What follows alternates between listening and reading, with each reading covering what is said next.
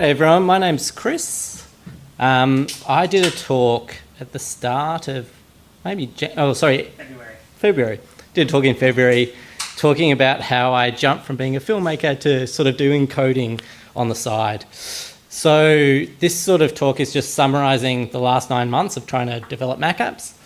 So I'll do a quick recap for those that weren't here in February, and then I'll sort of just talk about the apps and the experiences I had along the way, and then at the end, if you have any questions, we can go through stuff.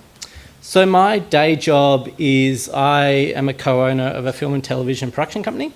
So I've got a weird technical background. I sort of started off in animatronics, went into lighting design, got burnt out from that, and decided to go to film school, became a filmmaker. And so for the last, over a decade, I've been running a company called Late Night. And I'll just play like a little bit of a reel in the background. But basically, like day to day, we do corporate advertising work to keep the lights on and pay the bills. But our main focus is creating our own original content. So we make TV shows, we've done a feature film. Over the last couple of years, we started doing a lot of 2D animation. We've got a show in development with Fox, a 2D animated adult sort of series. We're doing some stuff for ABC and that sort of thing. So day to day, generally speaking, I'm doing film and TV stuff.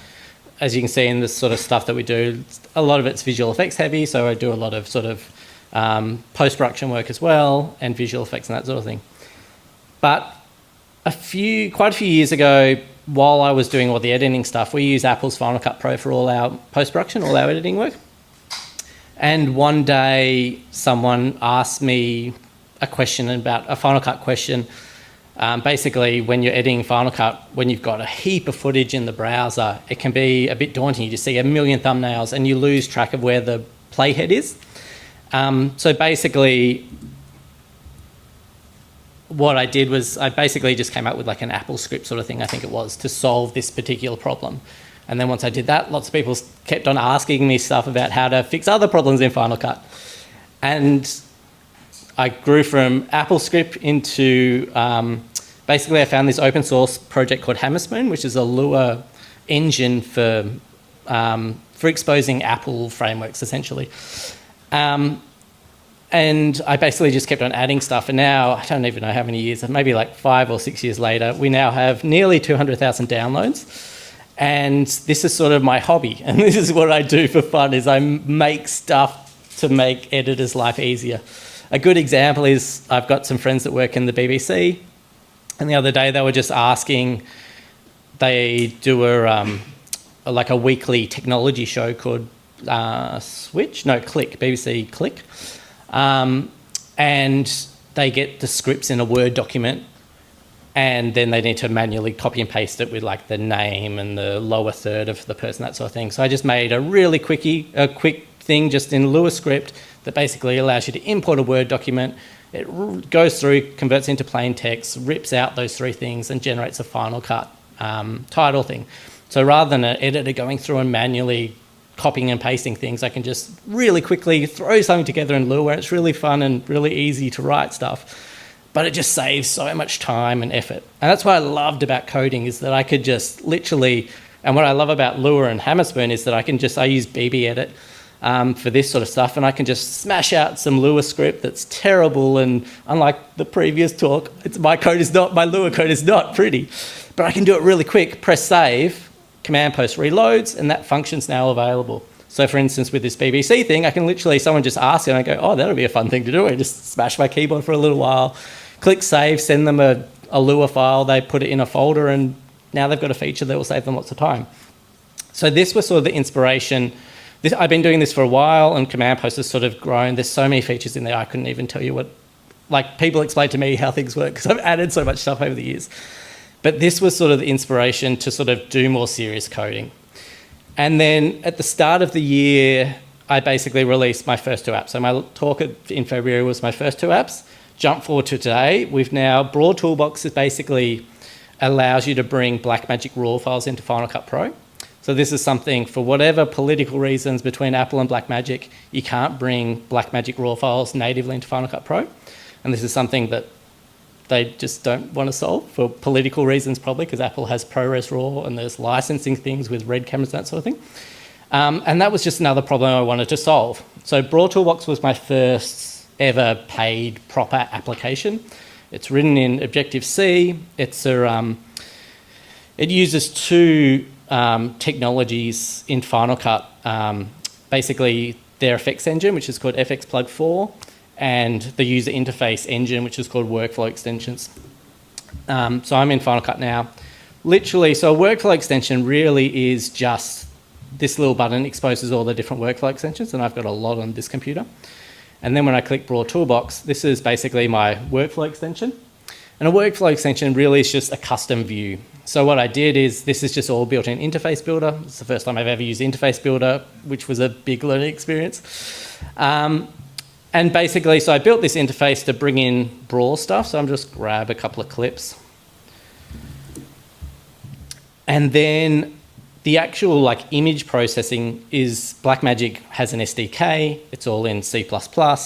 So I basically took these open Apple frameworks and sort of melded it all together and just smashed it together until it worked. And it was pretty confusing. It's like, this was the first time I'd ever built something with an actual interface, and obviously you can see there's a lot of knobs and controls and that sort of thing. So that was sort of the one challenge. Then I'll just bring this into Final Cut. So what I'm doing is I'm just dragging these files that I've got. So I've basically built this import window, then you drag it into Final Cut. And now when we've got here, I've got some just surf footage. And we can see here, this is like, what is this footage? Oh, 2K. Yeah, so 2K BRAW footage. And it's all sort of playing back in real time. It just works like a normal video clip. But to actually do that, we had to do I had to do lots of tricks. So it's actually a multicam clip. Within that, we basically have like a dummy generator. And within that, we have our BRAW Toolbox effect. And we can see over here, this is the BRAW Toolbox effect, where I can control all the metadata, I can change the exposure and everything. And yeah, basically what I'm doing is, because this is basically an effects engine, it's not really designed, there's no sort of open frameworks to import video codecs. So I basically had to sort of really think about the problem and trick the software into making it do what I wanted. So I'm basically using an effects engine to bring stuff into Final Cut as video stuff. And this is all done in Metal. And yeah, and like, so to just recap over BRAW Talks, the challenges thing, so when I did the talk in February, this was all working sort of thing. Over the last 9 months, the challenge has been, like the interface hasn't really changed. It's more like bug fixes, and also just really understanding how to get performance out of it. Because when I built it, once I got it to work, I was just happy. I was like, it works, it's great. And then when you have thousands of users, performance becomes a really big issue, because people started using it on feature films and on television shows and that sort of thing. And I had no idea what I was doing in terms of like all the C++ stuff. And so there was things that just like random people would say it crashes, but only in this certain way, and I couldn't reproduce and that sort of thing. And I still don't really understand all that sort of metal pipeline of how you actually like, because this is basically running in a separate process. So Final Cut Pro runs a separate process for the effects engine. Getting that sort of debug information is really complicated and tricky as well. So just finding all those problems, and also I'm doing stuff that's not really designed to do this. And I'm doing things, for example, because this is an effects engine, my BRAW Toolbox has no context of the clip it's applied to. And that's sort of how it's sort of set up. So I can't like cache things in advance. Like in a normal video editor sort of thing, when you press play, you're pretty confident when it's playing, the next frame you want to load is the next frame or the previous one if you're going backwards, that sort of thing. Whereas this, I just have to load frame by frame, because that's all I know. It just basically, Final Cut goes, I need a new frame, and then I have to get that from the BRAW file and put that sort of back in. So all that sort of stuff was like really complicated. And it's because I'm not doing things properly, it's really hard to get advice from people at Apple or Blackmagic, because they're like, well, you shouldn't really do this. Like, we've never really thought about this problem. But overall, like I'll jump back to the slides. where are we? Yeah, we've had nearly like 1,500 users, and being the first thing I've ever sold, like, I'm really happy of how it's sort of going. Support's been a challenge because you either have people that are just super, super happy and like 5 stars, everything's awesome. And then you get a whole lot of people that's like, this doesn't work properly. And then trying to work out those individual things. A lot of it's a misunderstanding of how it sort of works. Some of it's just obscure things. And obviously when you have operating system updates and Final Cut updates, there's so many variables, and some on Intel, some on stuff like that. So yeah, that's been a really interesting learning experience. And then at the same time in February, I also released Gyroflow Toolbox. So Gyroflow is another open source free application. It's coded by a genius, and it's all like this. It just blows my mind because it does it all in sort of Rust. The same code base runs on basically everything. It runs on iOS, iPhone, Android, Mac. He's just got it working on the App Store, which is a miracle because of all the, like, one of the other challenges with all the software that I've done is obviously I'm trying to put it on the Mac App Store, and sandboxing is a giant issue with that because in the case of BRAW Toolbox, you're sort of running 2 processes. My user interface is a workflow extension, which is one process, and my render engine is FXplug, which is another process, and just getting information between those 2 things in a sandbox environment's quite tricky. So I basically had to get around that using document scope, security scope, bookmarks.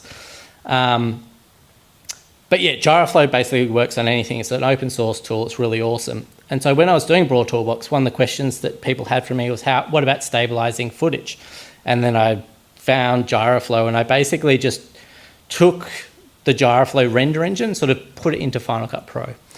And that was another really cool challenge because Gyroflow is all written in Rust. I think it's Qt for like the interface and that sort of thing, but the core logic's all written in Rust.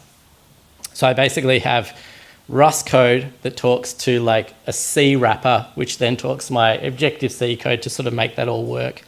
And so, yeah, that was my second thing. And that's also had, over 1,000 users, which has been really, really cool. So they're sort of the first 2 apps I did in February. And I'm really happy with them going. And then I think after I did the talk, I also started to promote the apps. I basically built like a little news site to do it. So I built a website called fcp.cafe. And it has like Cloudflare tells me in the last 8 days it's had like 13,000 users, which is cool. But basically allows me to promote Final Cut Pro, but also it gives me a platform to promote updates to my own app. So I've got that direct connection to the community, which is really, really awesome. I also got a little bit carried away because basically to build this, I use an open source project called Retype, and it's just a GitHub pages site essentially. And then a whole lot of GitHub Actions to actually update things. So I'm sort of using GitHub and GitHub Actions as my CMS. And because it's on GitHub and it's really easy, there's been lots of times where I've just sort of forked it, and then I made a Resolve Cafe for DaVinci Resolve stuff, which I haven't updated as much because it's been really hard to build that community. And then I went up to Queensland to Unreal Engine, Epic Games Unreal Engine conference, and so I made an Unreal Cafe. But having that direct connection, those 2, like really I've mainly focused on the Final Cut one for now, but having that direct connection to my user base has been a really sort of helpful, useful sort of marketing tool. And then after that, so the original plan was at the start of the year, I was going to all right, this is going to be a year where I'm going to step aside from filmmaking as much and try just focus on the software stuff. And the original idea was to do like an app a month, which seemed like a great idea at the start of the year. And now that we're through, it's just really, really hard and I'm really tired.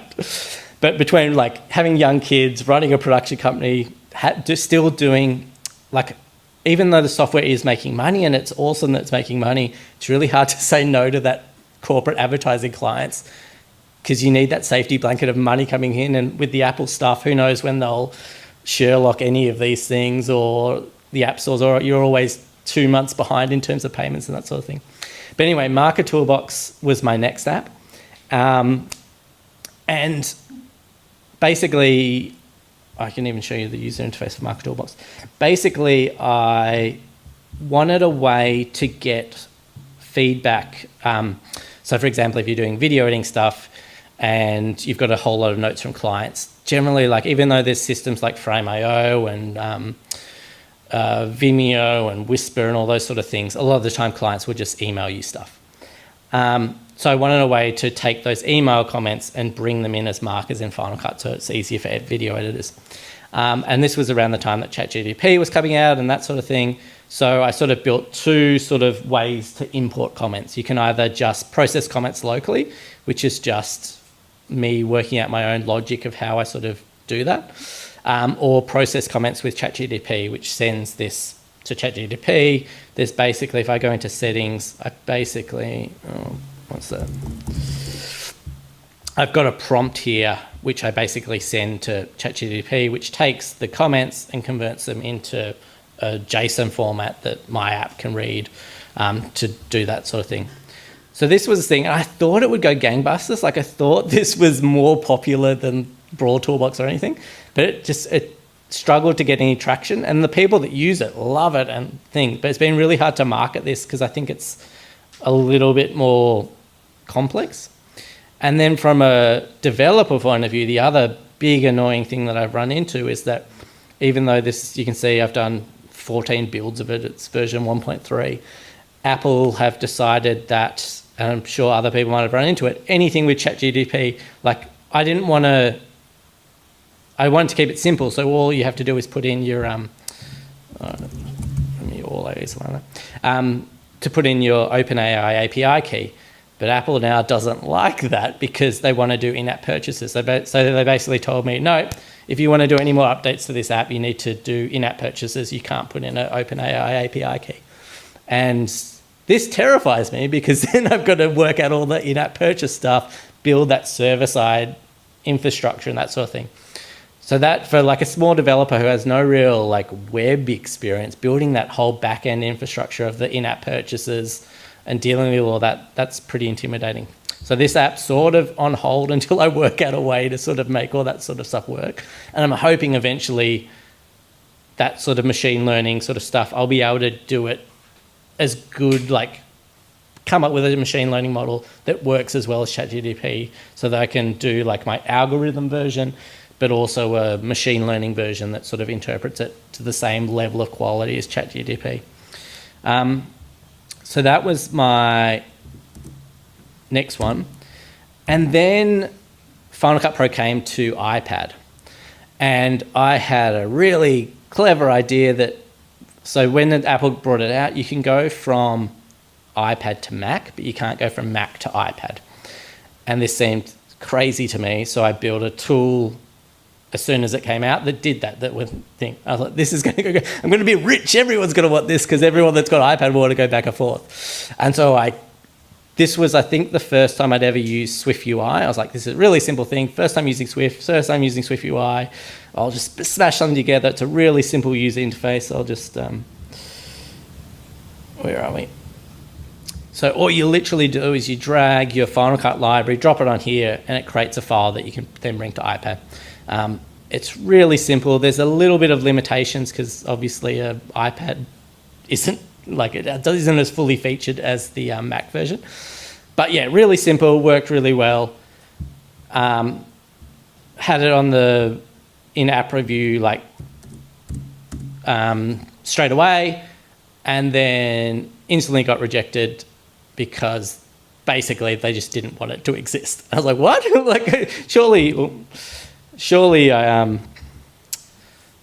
Surely, because it solves a big problem. I didn't think it'd be an issue, so I went through that whole sort of app review process, the appeal process. Got the call from the person from Apple who was like talking to a politician. I couldn't get anything really out of it. They spoke so well, but yeah, basically they just shut me down and said there is no way that this is going on the App Store because we don't basically because the Final Cut team don't want it to exist because they haven't finished, they want to do it themselves eventually. And then they came out with 0.1 release a few weeks later, which basically tried to kill this. And then so I'm playing this cat and mouse game with Apple over Transfer Toolbox. But yeah, so in the end, I basically just released this one for free on just on the website, just hosted on GitHub. But yeah, that was a really interesting sort of experience of dealing with having like an app rejected, but like there's just no way to get through it. And then this one's only had 10 purchases, but this one's a really interesting one. That's, again, I just did this in Swift and Swift UI. So this was the second thing I'd ever done in Swift and Swift UI. But basically there was a documentary filmmaker that was working on like a massive project with a huge amount of media. And one of the issues they were having is in Final Cut, the user interface, once you've got so much stuff in there, the user interface just grinded to a halt. So in Final Cut, you can basically, same as like in Photos, you can create like collections and then smart collections. So for example, a collection of stuff, like maybe they ordered it by state, and then they've got a smart collection, which is just selects all the footage of Australia or something like that. But when you've got, I think they'd been filming for like 10 years, so they had 10 years of footage for this massive documentary, and the Final Cut interface just grinded to a halt. So they basically just asked me to build like a really simple tool to make collections faster, an easier way to build collections. So it's essentially the same interface as or the same thing that Final Cut can do natively, but for whatever reason, probably the same, there's probably just a really simple sort of thing in here that Final Cut grinds to a halt when you're doing it. But yeah, originally I was just going to do it as a quick like Lua command post thing. I was like, well, if I'm going to go to the effort, I think the guy only had like $400. He's like, Chris, just please help me with this. I was like, oh, I could quickly like smash something together in Lua and stuff. But if I'm going to go to the effort of like spending a day on doing this, I might as well just do it as a proper app. So yeah, I just quickly threw this together in Swift and Swift UI. Just to solve this one problem, expecting it to only ever have like one user, because I didn't know too many people that would have this issue. And I did it, and he was really happy, and it worked. And so I just put it on the App Store anyway, just for the sake of it. And then some other people contacted me going, hey, if you add this thing, this would be more useful. So originally, I think I was like, I'll just put it on the App Store for like $80 US, because it's so niche, and the people that will need it will happily pay $80 for it. But then I sort of worked out maybe there's some more broad features I can add. So I think it's $10 maybe, or $20 now. And yeah, since then I've got 10 users or whatever I wrote down here. So yeah, that was a really good, 10 purchases as of this morning. So that was a really good experiment of like, I just bashed something out really quickly, expecting it to only have one user, and now just based on user feedback, it's more broad, and now I'm thinking about adding more stuff to make it, more accessible to more people. So hopefully that sort of makes a bigger user base. And around the same time, I also started building Recall Toolbox, which was going to originally be like my big third app, and this was essentially all it is like a shared pasteboard, essentially. So you can, and there's lots of other apps like Copy'em on the App Store and that sort of thing. But basically, if I copy something in Final Cut, you can save it as a preset, basically, and access it. And then the thing that would make this unique is it's built into Final Cut Pro in the interface, and I was going to use CloudKit to have it automatically sync to all your devices, so it does things. So it didn't take me too long to actually build like a working prototype. The really tricky things, which the reason I haven't finished this is because CloudKit is just like such a crazy beast. So yeah, it sort of works, but like the complexities of how you deal with problems when it doesn't work for whatever reason, if the Apple server's down or if something gets corrupt, like working out all those edge cases of making CloudKit behave nicely, especially in Swift UI, and especially as I'm still on Monterey on this machine, so I couldn't use a lot of the newer CloudKit technologies, especially with Swift UI stuff as well. So keeping that all, like it's been such a jigsaw puzzle to put it all together, but that's sort of been my project that's sort of like 80% complete, but getting that last 20% is just such a complicated thing. And then Timecode Toolbox is another thing. Basically, a lot of these ideas are things that I built in Command Post for free. So Timecode Toolbox is a good example of that, where I basically built a thing that fixes, if you shoot on Sony cameras, it records timecode in a non-standard way. And like Blackmagic and Adobe have read the timecode correctly, but Apple's very strict in terms of if it doesn't follow strict rules, they just ignore it. So if you import Sony clips into Final Cut Pro, the timecode will just be 0. And this is fine if you're just working in Final Cut, but as soon as you want to send to DaVinci Resolve to get a proper colorist to do it or whatever, then it causes all kinds of nightmares.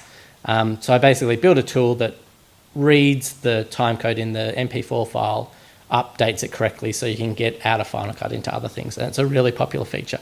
So this is something else that I want to spin out into another app. And actually, in February, I met someone, or on the Slack, Brett Best. So Brett's been helping me sort of do some coding stuff to make this work, which is awesome. But it's also the first time I've ever worked with a proper coder person.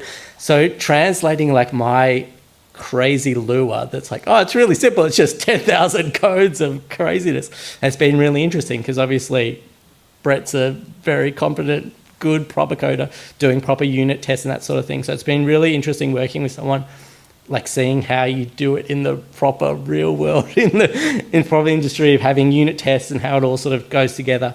So yeah, that's hopefully something that I can also release in the next little while. So yeah, that's pretty much it. Does anyone have any questions?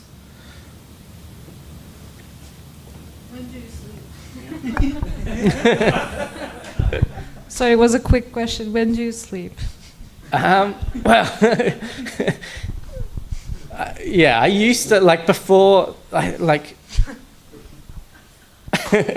before having kids, I could work all night and it'd be fine. Now that I'm an adult with kids that have unpredictable sleeping hours, it is really hard. And it is, the depressing thing is, today I was in the office. Our office is in Collingwood. I work from home a fair bit up in the Dandenongs. But today I was just literally just working on a corporate advertising edit sort of thing. And all I really want to be doing is solving those things that I do for free, like building BBC titles. But I haven't yet worked out the business model of making that work. But yeah, it's so much harder now that I'd love to just stay up all night and code. And that's where I feel even though I'm sure it's wrong, I feel that's when I'm at my best, because I can just smash stuff up late at night. But now, if I do that, I'm destroyed for the rest of the week. And it's really, I think the hardest thing I found is the context switching, because I sometimes jump from being a lawyer to an accountant to a production manager and then back into coding. Coding's so, at least for me, I find it to be so creative. Even though it's highly technical, I feel it's more like an artwork, especially dealing with Swift UI and thing. And having that context switching is really hard, because you have to be in the right mindset to do it. So yeah, that's been the biggest challenge, is finding the time to do that. And that's why I haven't done I wanted to do that one app a month thing, but yeah, it's tricky. Which language you enjoyed the most?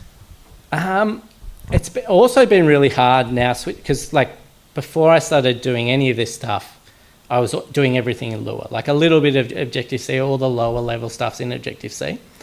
But I love Lua because it was so fast, and it felt I don't know, in the 90s when I was using Basic or whatever it was, I felt I was literally just using lots of if statements, and it's all horrible code, but it does amazing things. And then I went to Objective-C, and I finally, after spending so long trying to work out all the metal stuff in Objective-C, I felt really at home with that. And now I'm doing stuff in Swift and Swift UI just because that seems like a good thing to do, not for any other reason than I feel peer pressure to learn it. But to be honest, I don't really understand. I feel I understand Objective-C. Swift, I feel I'm at that point where I'm just Googling or Stack Overflowing or ChatGPT to work out the base things and then problem solving. So I think for now, I definitely feel more comfortable in Objective-C than in Swift, but I'm trying to get my head around it. And all that macro stuff, I'm looking at it, sort of understanding, but just my head is just exploding with possibilities.